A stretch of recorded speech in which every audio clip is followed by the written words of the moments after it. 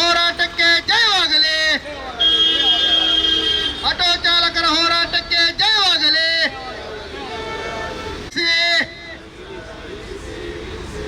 Auto ಚಾಲಕರ ಹೋರಾಟ ಚಿರಾಯುವಾಗಲಿ. Auto ಚಾಲಕರ ಹೋರಾಟ ಚಿರಾಯುವಾಗಲಿ. ಗ್ಯಾಸ್ ದರ ಹೆಚ್ಚಿಸಿದ ಸರ್ಕಾರಕ್ಕೆ ಹೇಳಿ ಧಿಕ್ಕಾರ. ಗ್ಯಾಸ್ ದರ ಹೆಚ್ಚಿಸಿದ ಸರ್ಕಾರಕ್ಕೆ ಹೇಳಿ ಧಿಕ್ಕಾರ. ಪೆಟ್ರೋಲಿಯಂ ಉತ್ಪನ್ನಗಳ ಬೆಲೆ ಏರಿಕೆಯನ್ನು ತಡೆಗಟ್ಟಲು ವಿಫಲವಾದ ಕೇಂದ್ರ ಸರ್ಕಾರಕ್ಕೆ ಹೇಳಿ ಧಿಕ್ಕಾರ. ಹೇಳಿ ಧಿಕ್ಕಾರ.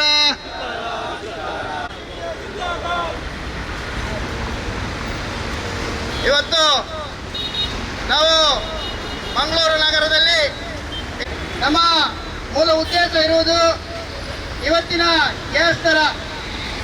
ಮೊದಲೆಲ್ಲ ತಿಂಗಳಿಗೆ ಒಂದು ಸತಿ ಗ್ಯಾಸ್ ಬೆಲೆ ಏರಿಕೆ, ಒಂದೊಂದು ಪಂಪ್ಗಳಲ್ಲಿ ಒಂದೊಂದು ತರ ಬಹಳ ತೊಂದರೆ ಆಗ್ತಾ ಇದೆ. ಇದನ್ನು ಕೇಳಬೇಕಾದ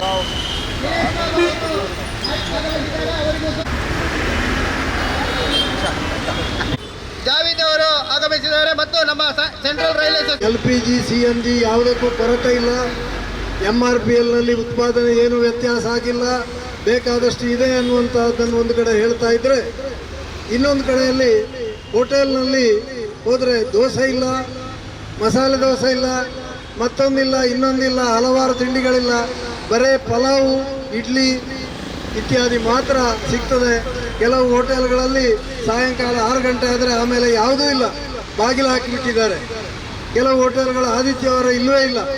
ಈ ರೀತಿಯ ಬೆಳವಣಿಗೆ, ಗ್ಯಾಸಿನ ಅಭಾವ. ಇನ್ನೊಂದು ಕಡೆಯಿಂದ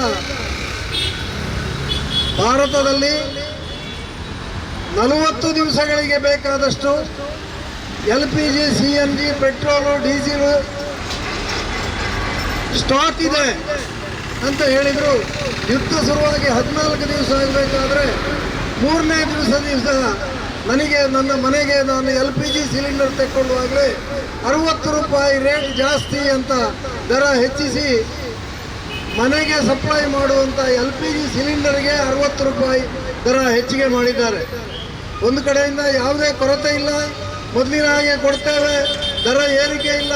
40 ದಿವಸದವರೆಗಿನ ಅವಶ್ಯಕತೆಗೆ ಬೇಕಾದಂಥ LPG CNG ಪೆಟ್ರೋಲು ಡೀಸೆಲ್ ಎಲ್ಲ ಮೂಲಭೂತ ಸೌಕರ್ಯಗಳನ್ನು ಸರ್ಕಾರ ಒದಗಿಸುವುದಕ್ಕೆ ಬದ್ಧವಾಗಿದೆ ಅಂತ ಹೇಳೋದ್ರ ಜೊತೆಗೆ ಇನ್ನೊಂದು ಕಡೆಯಿಂದ ಅಘೋಷಿತವಾಗಿ ನಮ್ಮ ಹತ್ರ ಸುಲಿಗೆ ಮಾಡುವಂತಹದ್ದು ಹೆಚ್ಚಾಗಿದೆ. ಮತ್ತೊಂದು ಕಡೆಯಿಂದ ಭಾರತಕ್ಕೆ ಬರುವಂಥ ಹಡಗುಗಳು ಎಲ್ಲ ಜಲಸಂಧಿಯಲ್ಲಿ ಬ್ಲಾಕ್ ಆಗಿಲ್ಲ, ಇರಾನ್ ಬಿಡ್ತಾ ಇದೆ, ಬರ್ತಾ ಇದೆ ಅಂತ ಹೇಳ್ತಾ ಇದ್ದಾರೆ.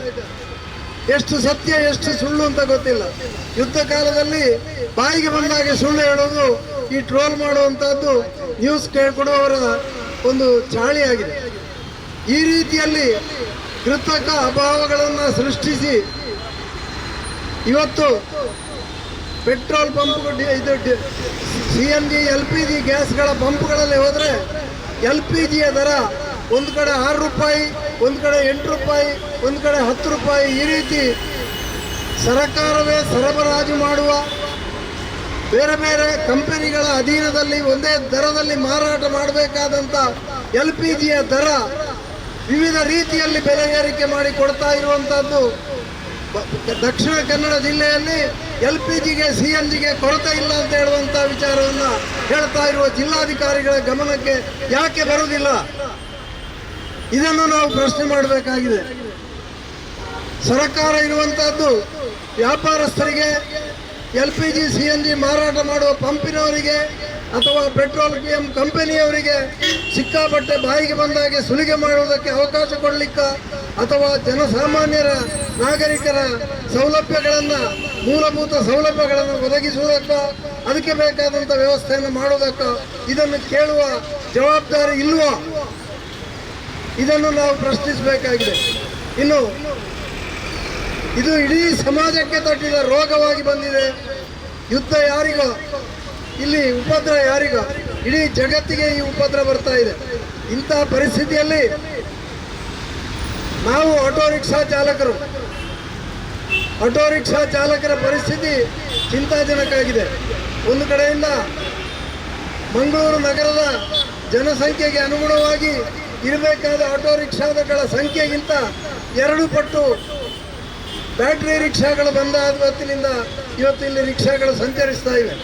ಇನ್ನೊಂದು ಕಡೆಯಿಂದ ಕಳೆದ ಆಗಸ್ಟ್ ತಿಂಗಳಲ್ಲಿ ಸಾರಿಗೆ ಪ್ರಾಧಿಕಾರದ ಸಭೆ ಕರೆದು ಜಿಲ್ಲಾಧಿಕಾರಿಯವರು ಎಲ್ಲರೂ ಕೂಡ ಹಲವಾರು ಷರತ್ತುಗಳನ್ನು ವಿಧಿಸಿ ಆ ಷರತ್ತುಗಳಂತೆ ಇದ್ದವರು ಮಾತ್ರ ಮಂಗಳೂರು ನಗರದಲ್ಲಿ, ಇತರರು ಗ್ರಾಮಾಂತರ ಪ್ರದೇಶದಲ್ಲಿ ವಲಯ 1 ಮತ್ತು ವಲಯ 2ರ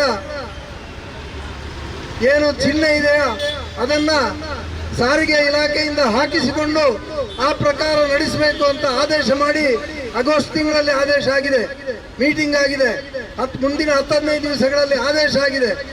ಈ ಆದೇಶ ಆಗಿ ಈಗ 3 ತಿಂಗಳು ಕಳೆದರೂ ಕೂಡ ಆದೇಶವನ್ನು ಜಾರಿ ಮಾಡುವ ಯೋಗ್ಯತೆ ಇವತ್ತಿನ ಇಲ್ಲಿಯ ಜಿಲ್ಲಾಡಳಿತಕ್ಕೆ ಇಲ್ಲ, ಸಾರಿಗೆ ಪ್ರಾಧಿಕಾರಕ್ಕೆ ಇಲ್ಲ.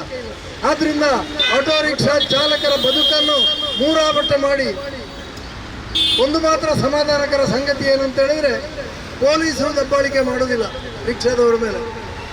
ಇತ್ತೀಚಿನ ದಿನಗಳಲ್ಲಿ ಪೊಲೀಸರ ದಬ್ಬಾಳಿಕೆ ರಿಕ್ಷಾದವರ ಮೇಲೆ ಇಲ್ಲ ಅನ್ನುವಂಥದ್ದು ಸ್ವಲ್ಪ ಮಟ್ಟಿಗೆ ಸಮಾಧಾನಕರ ಸಂಗತಿ. ಅದಕ್ಕೆ ನಾನು ಅವರನ್ನು ಅಭಿನಂದಿಸ್ತೇನೆ. ಇನ್ನು ಗ್ರಾಮಾಂತರ ರಿಕ್ಷಾಗಳು ಕೆಲವು ನಗರದ ವಲಯ 1ರ ಚಿಹ್ನೆಯನ್ನು ಹಾಕಿ ಬೇಕಾಬಟ್ಟಿ ಅವರಿಗೆ ಬೇಕಾದಾಗೆ ಹಾಕೋದು, ಬೇಕಾದಾಗೆ ತೆಗೆಯೋದು, ಸಾರಿಗೆ ಇದಕ್ಕೆ ಇಲ್ಲಿ ಅವರ ಗಾಡಿಯ ಇನ್ಸ್ಪೆಕ್ಷನ್ ಮತ್ತೊಂದಕ್ಕೆ ಇನ್ನೊಂದಕ್ಕೆ ಬರುವಾಗ ಅದನ್ನೆಲ್ಲ ಅವರಿಗೆ ಬೇಕಾದ ಹಾಗೆ ಬದಲಾಯಿಸಿಕೊಳ್ಳುವುದು, ಈ ರೀತಿ ಮಾಡುವಂತ ಕೆಲಸಗಳು ಅವ್ಯಾಹತವಾಗಿ ನಡೆದ್ರು. ಯಾವ ರೀತಿ ಪೊಲೀಸರ ಹೆರಾಸ್ಮೆಂಟ್ ರಿಕ್ಷಾ ಚಾಲಕರಿಗೆ ಇಲ್ಲವೋ ಅದೇ ರೀತಿ ಇದನ್ನು ತನಿಖೆ ಮಾಡುವ ಜವಾಬ್ದಾರಿ